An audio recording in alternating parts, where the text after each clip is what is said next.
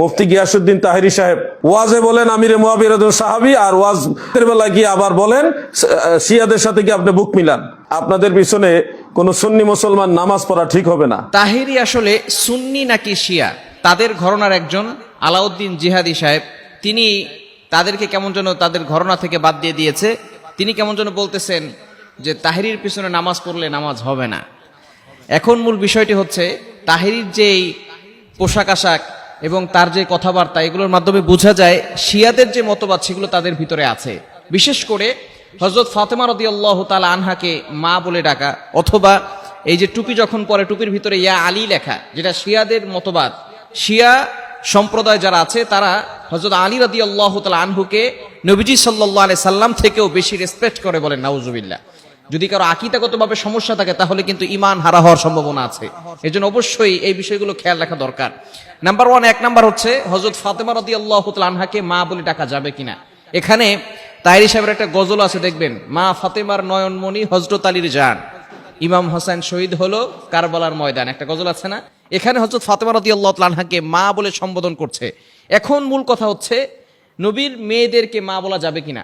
নবীজি সাল্লাল্লাহু আলাইহি সাল্লামের স্ত্রীদেরকে মা, এটা আল্লাহ পাক রব্বুল আলামিন নিজেই ঘোষণা করে দিয়েছেন যে তোমার নবীর স্ত্রীরা তোমাদের জন্য মা।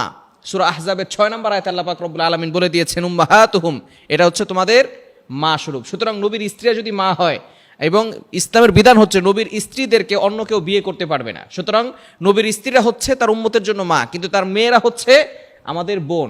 এখন মূল কথা হচ্ছে শিয়া সম্প্রদায় যারা আছে তারা মা ফাতেমা এটা বলে, এবং ফাতেমা রাদিয়াল্লাহু তাআলা আনহাকে বেশি ফোকাস করেন।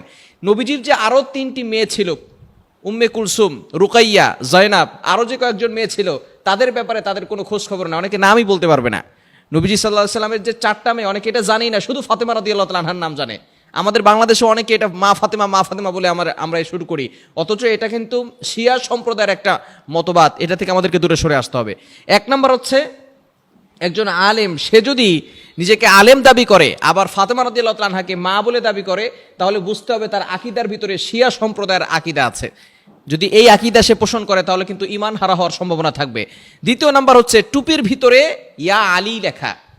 এখন নবীকে আপনি যদি সবচেয়ে বেশি ভালোবাসতেন তাহলে তো ইয়া মুহাম্মদ লেখা থাকতো, আল্লাহু লেখা থাকতো। অথচ অন্যান্য সাহাবায়ে কেরাম আছে, আবু বকর সিদ্দিক রাদিয়াল্লাহু তাআলা আনহু আছেন, ওমর রাদিয়াল্লাহু তাআলা আনহু আছেন, ওসমান রাদিয়াল্লাহু তাআলা আনহু আছেন, কারো জনের নাম আপনি আপনার টুপিতে লাগান নাই, শুধু টুপিতে লাগিয়েছেন ইয়া আলী। এটা তো শিয়া সম্প্রদায়, যারা আলী রাদিয়াল্লাহু তাআলা আনহুকে শ্রেষ্ঠ মনে করে। তাদের মতবাদ হচ্ছে নবীজি সাল্লাল্লাহু আলাইহি সাল্লামের কাছে ওহী আসে নাই, মূলত ওহী আসার কথা ছিল আলী রাদিয়াল্লাহু তাআলা আনহুর কাছে, কিন্তু ভুলবশত জিবরাইল আলাইহিস সালাম ওহী নিয়ে আসছে নবীজির কাছে, বলেন নাউজুবিল্লাহ। কেন ইমাজিন দ্যাট, আপনি কল্পনা করতে পারছেন কতটা জাহলাত থাকলে, কতটা জাহেল হলে, মূর্খ হলে এই ধরনের কথা বলতে পারে। এবং তাদের আকীদা পোষণ করেই বর্তমানে যে তাহিরি, সে হযরত ফাতেমা রাদিয়াল্লাহু তাআলা আনহাকে মা বলে সম্বোধন করে, আবার এই বিষয়ে গজলও তিনি বলেছেন, আবার টুপিও পরে ইয়া আলী। সুতরাং বোঝা যায় তার ভিতরেও শিয়া সম্প্রদায়ের কিছু মতবাদ হয়তো তার ভিতরে থাকতে পারে। সে যদি মনে মনে শিয়া সম্প্রদায়কে পোষণ করে থাকে তাহলে তার ঈমানই নাই। সে নিজেকে সুন্নি বলে দাবি করে, বাংলাদেশের ভিতরে মার্কেট পাওয়ার চেষ্টা করে, আর তার মনের ভিতরে যদি শিয়া সম্প্রদায় থাকে তাহলে সে ঈমান থেকে বের হয়ে যাবে, ঠিক কিনা বলেন?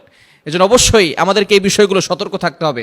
কার কাছ থেকে আমরা জ্ঞান নিচ্ছি, কার কাছ থেকে আমরা এলেম নিচ্ছি, তার মূল আকীদা ঠিক আছে কিনা, এই বিষয়ে আমাদেরকে সঠিকভাবে সতর্ক থেকে এরপর আমাদেরকে তা মানুষের মাধ্যমে এবং আলেমদের কাছ থেকে আমাদেরকে জ্ঞান নিতে হবে। এই জন্য অবশ্যই আমরা সকলে সতর্ক থাকব, এবং বিশেষ করে সকল ধরনের আহলুস সুন্নাত ওয়াল জামাতের আকীদা অনুযায়ী যারা আছেন তাদের আলোচনা শোনার চেষ্টা করবো। আল্লাহ তাআলা আমাদের সকলকে